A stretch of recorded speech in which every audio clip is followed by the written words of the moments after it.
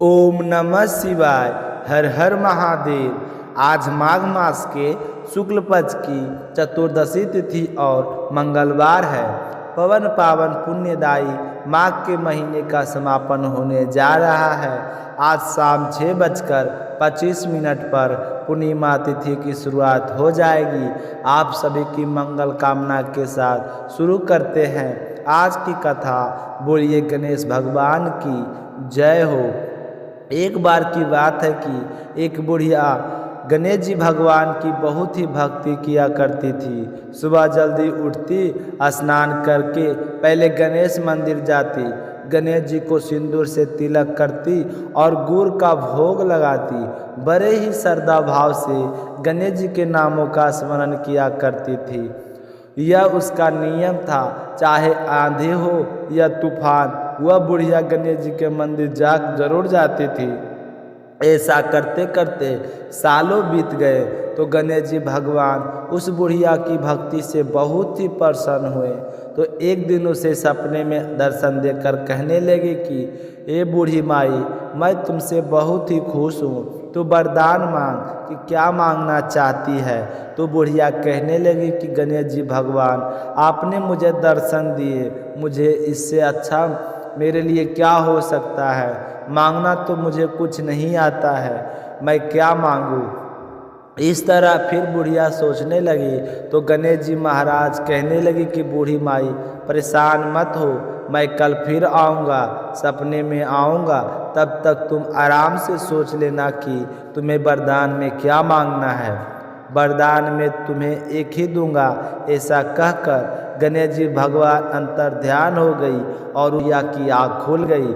आँख खुली तो सुबह हो चुकी थी। तो बुढ़िया सोचने लगी कि घर में अन्न और धन भी नहीं है और मेरे कुल का दीपक भी नहीं है, मैं क्या मांगूं, मेरी तो समझ में नहीं आता है।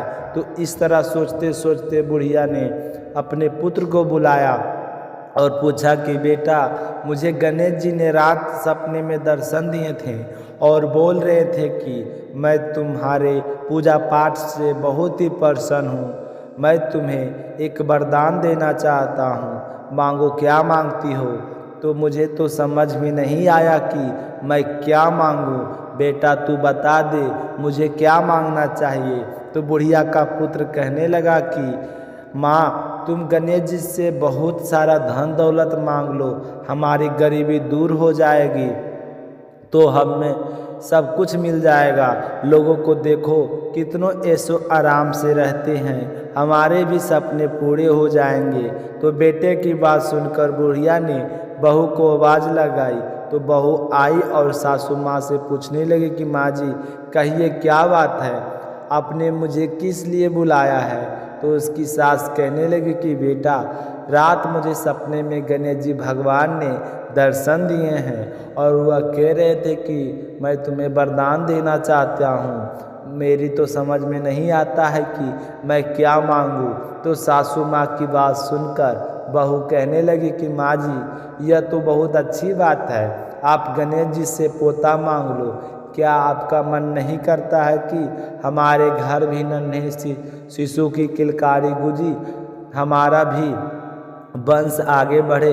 तो बुढ़िया कहने लगी कि बेटा तेरी बात तो सही है। अब बुढ़िया तो कसमे में थी कि गणेश जी ने तो एक वरदान देना है, उसमें मैं क्या मांगूँ। तो यह बुढ़िया सोचती सोचती पड़ोस में अपनी सहेली के पास गई और जाकर पूछने लगी कि बहन तुम मुझे बता कि मैं क्या मांगूँ। तो बुढ़िया माई की सारी बात सुनकर उसकी पड़ोसन कहने लगे कि बहन तू तो अब थोड़े दिन ही जिएगी, फिर से तुम रोशनी बनी रहे। आदमी बूढ़ा हो जाने के बाद भी अपनी रोशनी खो देता है और आँखों के बिना तो जीना बहुत ही कठिन है। बेटा, बहू तो अपने सुख की चीज़ें मांग रहे हैं, लेकिन मुझे लगता है कि तुम पूजा पाठ तुमने की है तो तुम्हें अपने लिए कुछ मांगना चाहिए। तो बुढ़िया को तीनों की बातें सही लगी, लेकिन दुविधा में यह थी कि गणेश जी ने तो केवल एक ही वरदान देने की बात कही थी। तो बुढ़िया ने अपने मन में कुछ विचार किया और सो गई। गणेश जी ने बुढ़िया के सपने में दर्शन दिए और कहा कि बूढ़ी माई, वरदान मांगो। तो बुढ़िया कहने लगी कि प्रभु मुझे और तो कुछ नहीं चाहिए, मेरी तो एक ही इच्छा है कि मैं अपने पोते को सोने की थाली में सोने के चम्मच में भोजन करता हुआ देखूं। तो बुढ़िया की बात सुनकर गणेश जी मुस्कुराते हुए कहने लगे कि मैया तू तो बोल रही थी कि मुझे मांगना ही नहीं आता, लेकिन तूने तो मुझे ठग लिया। तूने तो एक ही वरदान में अपने लिए आंखें, धन और पोता तीनों चीज़ें मांग लिए। आंखें होगी तो देख पाओगी, धन होगा तो पोता सोने की थाली में भोजन करेगा। तुमने तो बहुत ही चतुराई से एक ही वरदान में सारी चीज़ें मांग ली है। मैं तुम्हारी भक्ति और बुद्धिमानी से बहुत ही प्रसन्न हूँ। जैसा तुमने वरदान मांगा है वैसा ही फल तुमको प्राप्त होगा। ऐसा कहकर गणेश जी भगवान अंतर ध्यान हो गई और बूढ़ी माई को जैसा मांगा था वैसा सब कुछ मिल गया और बेटा भी खुश हुआ, खुश हुई, बहू भी खुश हुआ। बेटा बहू को खुश देखकर बुढ़िया और भी ज़्यादा खुश हो गई। कभी मैंने भी मनुष्य को यह नहीं सोचना चाहिए कि मेरी उम्र बीत चुकी है, अब मैं क्या धन का क्या करूँगा, अब मैं कोई काम क्यों करूं, मुझे काम करने की कोई आवश्यकता नहीं। ऐसा मन में कभी नहीं लाना चाहिए। जब तक जिंदा हैं हमें अपने और अपने परिवार के लिए कुछ ना कुछ करते रहना चाहिए। घर का बुजुर्ग सदस्य घर की चारी दीवारी होता है। अब सोचो बिना चार दीवारी का घर क्या हाल होता है। इसलिए ना तो कभी यह सोचना चाहिए कि मुझे अब कोई चीज़ की आवश्यकता नहीं है और ना ही ऐसी शिक्षा कभी दूसरों को देनी चाहिए। अपने घर परिवार को प्रेम की डोरी में से बांध कर रखना चाहिए। प्रेम से बोलिए गणेश भगवान की जय हो। अब सुनते हैं लप्सी और तपसी की कहानी। बोलिए लप्सी तपसी की जय हो। बहुत पुराने समय की बात है। एक गांव में एक ब्राह्मण परिवार रहा करता था। उसमें पति पत्नी के अलावा उनके 2 बच्चे थे। एक बेटा था, एक बेटी थी। ब्राह्मण दंपति बहुत ही सरल स्वभाव के थे। समय मिलने पर प्रभु का स्मरण किया करते थे। उनकी बेटी बहुत ही संस्कारी और सुशील थी, लेकिन उनका बेटा आवारा किस्म का था। वह कोई काम धाम नहीं करता था और ना ही कभी अपने माँ बाप का कहना मानता था। समय के साथ दोनों भाई बहन बड़े हो गए। बहन की शादी कर दी गई, पर भाई का वही हाल था। उसके माँ बाप ने उसे समझाया कि बेटा अब हम बूढ़ा हो गए हैं, तुम कोई काम किया करो, लेकिन उस पर उनकी बातों का कोई असर नहीं होता था। तो एक दिन ब्राह्मणी अपने पति से कहने लगी कि स्वामी आप बिल्कुल काम छोड़ दीजिए। जब घर में कुछ नहीं होगा तो यह अपनी जिम्मेदारी समझेगा और काम पर लग जाएगा। तो ब्राह्मण दूसरे दिन से काम पर जाना छोड़ दिया। तो यह देखकर उनके बेटे ने कोई काम नहीं किया और चोरी करने चला गया। आते जाते राहगीरों को लूट लेता और उसी से अपने घर का गुजारा किया करता था। तो उसके लूटने और चोरी करने की आदत से सारे गांव वाले उसे लप्सी कहने लगे। तो लप्सी की इस हरकत से उसके माँ बाप बहुत ही दुखी रहते थे, पर वह किसी की सुनने के लिए तैयार नहीं था। इसी तरह समय बीतता गया। एक दिन की बात है कि लप्सी एक पीपल के पेड़ पर बैठा था। तभी शिव पार्वती जी जा रहे थे। पार्वती माता गहनों से लदी हुई थी।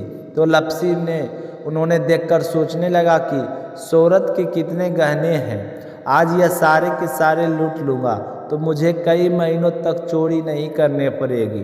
तो वह लूटने के इरादे से पीपल की ओट में होकर बैठ गया। जैसे ही शिव पार्वती वहाँ से जाने लगे तो लप्सी एकदम से शिव पार्वती के सामने आकर कहने लगा कि जल्दी से जितने सारे गहने पहन रखे हैं उतार दो।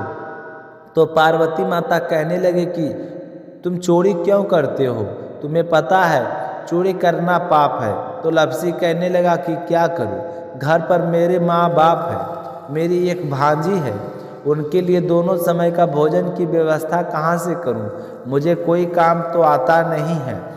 तो लप्सी की बात सुनकर पार्वती माता कहने लगी कि तुम जो चोरी करके पाप करते हो इस पाप का भागी कौन बनेगा? तो लप्सी कहने लगा कि मेरे घर वाले सारे बनेंगे। तो पार्वती माता कहने लगे कि कोई नहीं बनेगा, पाप के भागी केवल तुम बनोगे। तो लप्सी कहने लगा कि लूट कोस कर उन्हीं के लिए लेकर जाता हूँ, तो पाप के भागी तो उन्हें बनना ही पड़ेगा। तो लप्सी की बात सुनकर पार्वती माता ने हंसकर कहा कि हम यहीं पर बैठे हैं और तुम अपने घर जाओ, अपने घर वालों से पूछो कि कोई तुम्हारे पाप का भागी बनेगा क्या। तो यह सुनकर लप्सी भागा गया अपने घर और अपनी माँ के पास गया और कहने लगा कि माँ, मैं चोरी करके लाता हूँ, राह चलते राही गिरों को लूटता हूँ, तुम्हारे लिए ही तो करता हूँ। तो तुम मुझे एक बात बताओ, चोरी करने से जो पाप लगता है तो वह पाप मेरे पाप का भागी बनोगे? तो लप्सी की बात सुनकर उसकी माँ कहने लगी कि बेटा, मैंने तो तुमसे नहीं कहा कि तुम चोरी करके लाओ, तुम कमा कर लाओ, हमें 2 वक्त की रोटी चाहिए, तो मैं तो तुम्हारी पाप की भागी नहीं बनूंगी। तो माँ के मुंह के इस तरह की बात सुनकर लप्सी तो हैरान हो गया। फिर वह अपने पिताजी के पास गया और जाकर कहने लगा कि पिताजी, मैं जो कुछ लूट कोस कर लाता हूँ वह आपके लिए ही तो लाता हूँ। देखो मैंने लूट कर कितना धन इकट्ठा कर लिया है, कितनों ऐसो आराम से तुम्हारे जिंदगी, अगर मैं चोरी नहीं करता तो क्या यह सब हमें मिलता। तो पिताजी, मैं आपसे एक बात पूछना चाहता हूँ, चोरी करने से पाप लगता है तो उस पाप में आप मेरे भागी बनदार बनोगे क्या? तो लप्सी की बात सुनकर उसके पिताजी कहने लगे कि बेटा, मैंने नहीं कहा कि तुम चोरी करके लाओ, तुम कमा कर लाओ, मैं तुम्हारे पाप का भागी नहीं बनूंगा। तो माँ बाप के मुंह से इस तरह की बात सुनकर वह बहुत ही उदास हुआ और सोचने लगा कि मैं कितने महीनों से चोरी कर रहा हूँ, ना जाने मुझ पर कितना पाप चढ़ गया है, और यह सब बोल रहे हैं कि मेरे पाप के भागी हम नहीं बनेंगे, तो अब क्या होगा। तो वह बड़े ही दुखी मन से शिव पार्वती से मिलने के लिए चल पड़ा।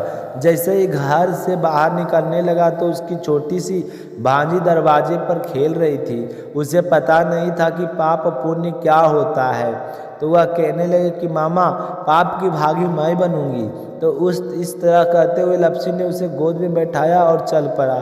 शिवजी भगवान और माता पार्वती के पास जाकर कहने लगा कि घर वालों ने पाप का भागी बनने से मना कर दिया है और यह एक ही है जो पाप की भागी बनने को तैयार है। फिर लप्सी बड़े ही दीन स्वर में कहने लगा कि हे भगवान, मैं समझ गया हूँ कि चोरी करना पाप है। आज तक जो मैंने काम किया है वह बहुत ही गलत था, लेकिन इसका प्रायश्चित करना चाहता हूँ। अब तुम ही बताओ मुझे मेरे पापों से मुक्ति कैसे मिलेगी।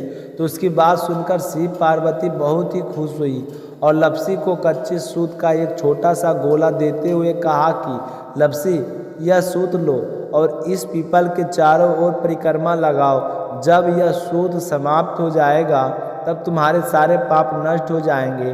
तो यह सुनकर लप्सी बहुत ही खुश हुआ, सोचने लगा कि छोटा सा गोला है, अभी लपेटकर घर चला जाऊंगा, कोई बात में बाद में कोई पाप नहीं करूंगा। फिर उसने अपनी भांजी को कंधे पर बैठाया और पीपल की परिक्रमा लगानी शुरू कर दी।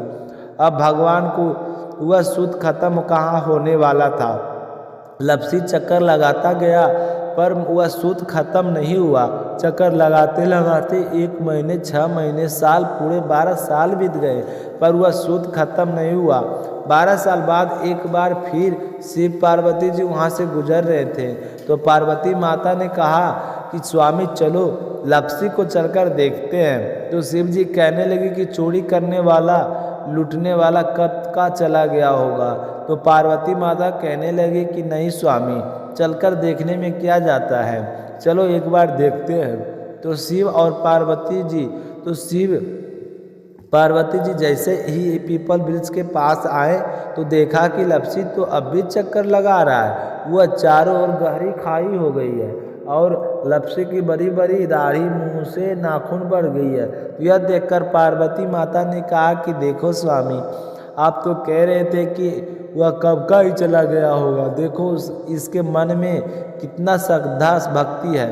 तो पार्वती की बात सुनकर शिव जी ने कहा कि चलो अभी देख लेता हूँ।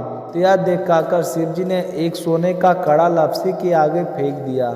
तो लपसी ने झट से उसके पैर ऊपर कर लिया और फिर अचानक से उसका ध्यान शिव पार्वती जी की ओर गया।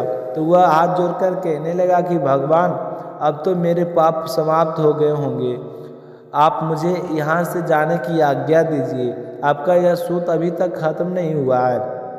तो शिव जी भगवान ने कहा कि तुम्हारे पाप कर्म भी अभी तक पूरे नहीं हुए हैं। तो शिव जी की बात सुनकर लपसी कहने लगा कि भगवान, मुझे पूरे 12 वर्ष हो गए हैं आपकी भक्ति करते करते, और अब भी आप मुझ पर शक कर रहे हैं। तो शिव जी ने कहा कि अपना पैर उठाओ। तो जैसे ही लपसी ने अपना पैर उठाया तो उसके पैर के नीचे सोने का कड़ा था। तो यह देखकर लपसी शर्मिंदा हो गया और कहने लगा कि प्रभु, गलती हो गई है, मुझे माफ़ करो, आगे से मैं ऐसी गलती कभी नहीं करूँगा।